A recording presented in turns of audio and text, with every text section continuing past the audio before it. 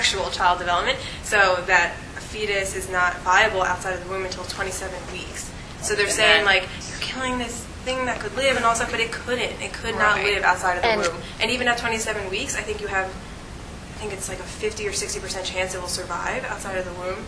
So it's like, it's, you know what I mean? Personally, I was thinking about this the other day when I was looking at some of these things.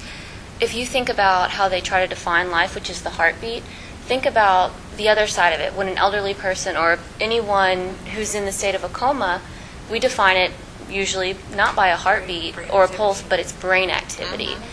Really good point. So why is it the heartbeat for the fetus, but when we have the choice of pulling a family member's plug, to say bluntly, which is what they call it. The language they use is unplugging. Right. So why is it no longer the pulse or the heartbeat? Because they've already lived and had the life, and the government has benefited from them. So is it called euthanasia? Is that what that's called? Yes, euthanasia. So it switches to brain activity. At that point, it's not about regulating women's bodies. Right, but it's a definition of the right to kill somebody. Right, but it's still a blurred definition of life and death. Yeah, life support. Yeah, that's a really good point, and I never even thought of that before. Right, and Yeah, stew with that one for a while. Education is the key.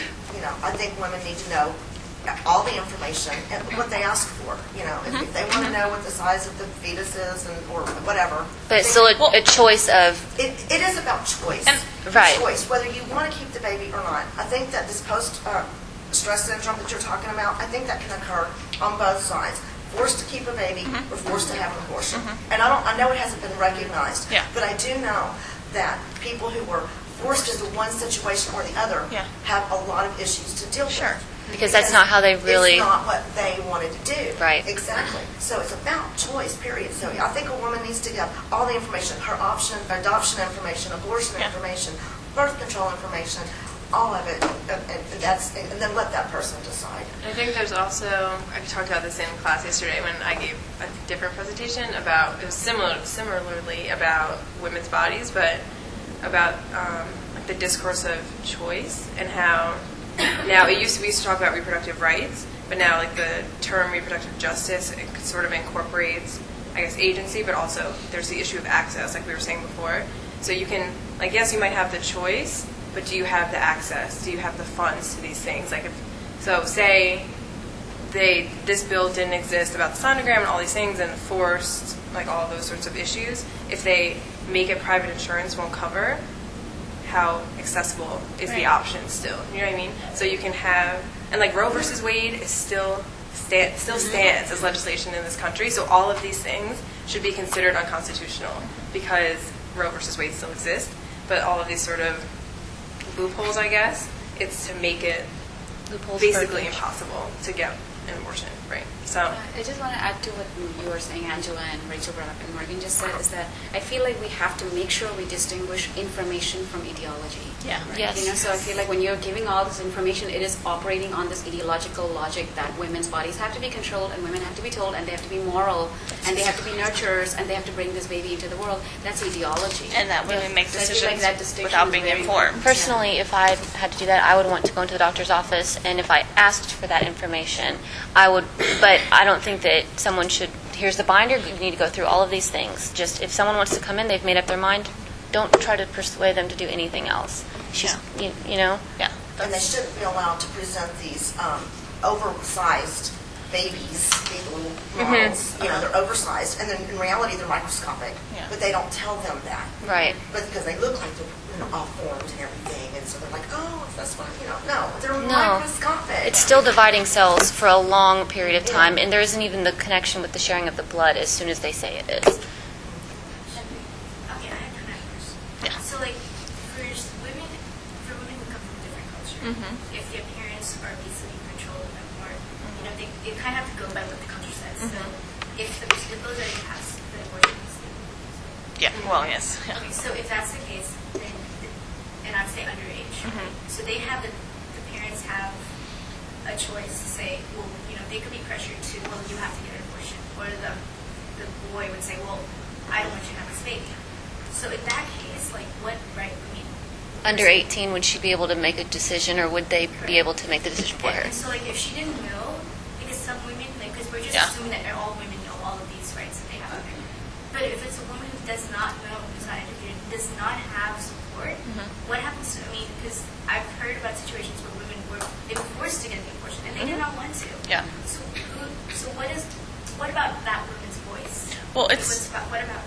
I think in this particular case, there should be, I think it's great, like Angela said, every woman should have access to this information, but a woman should have a right to say, no, I don't need that, I'm well informed, and this is my choice. In that particular situation that you're talking about, yeah, it's maybe, well, you're talking about somebody under 18, too, so that brings in a whole nother level of legislation. People didn't say, like, even if she's 22, because, like, I'm talking about the culture difference, right? Because now, even though we are... But even under 18, I'm not sure about specific, but there's certain confidentiality that's supposed to protect someone under 18 if they want to go in without their parents knowing, especially if they're going to be in danger if their parents find out.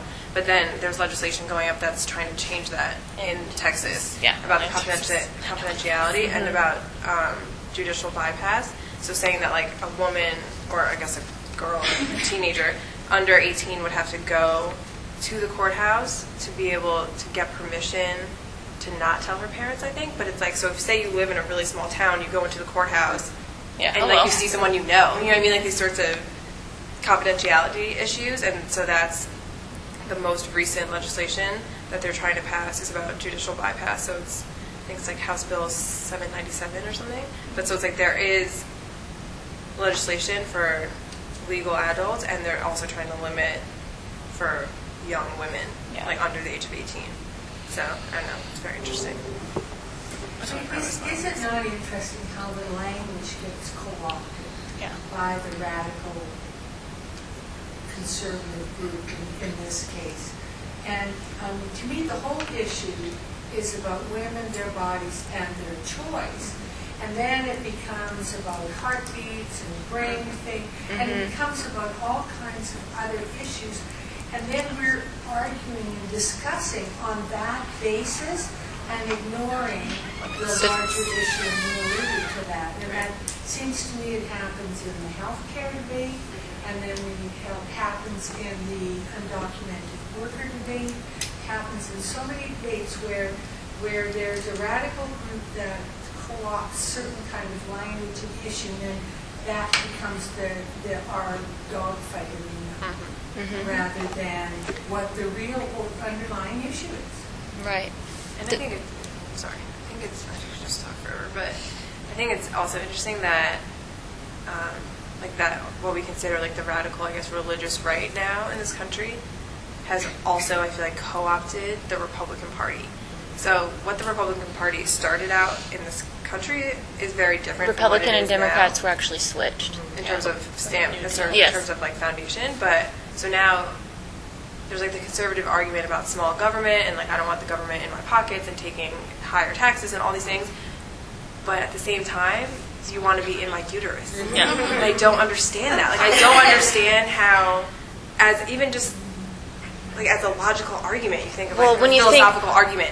Those like what is that called? What's it called? You know, when you have a logical argument, and you have the conclusion and like it doesn't make any sense that you want small government, but then you want something so personal. You want to be in my bedroom and you want to be in my vagina. Most of the Republicans that I talk to, they don't vote Democrat because of the higher taxes. So you don't like it that if a Democrat was, if it was, I guess, the Obama administration or something, they're going to give us, we're going to have higher taxes. Well, you don't like the choice of not having to, people, you don't get a choice of people taking a certain amount of money away from you. Well, how would you feel if someone was taking the rights for your body away from you? Yeah. But again, I feel like this again, I would go back to the theory world and say that this is about the symbolic order, which is masculine. It's about the name of the father, the law of the father.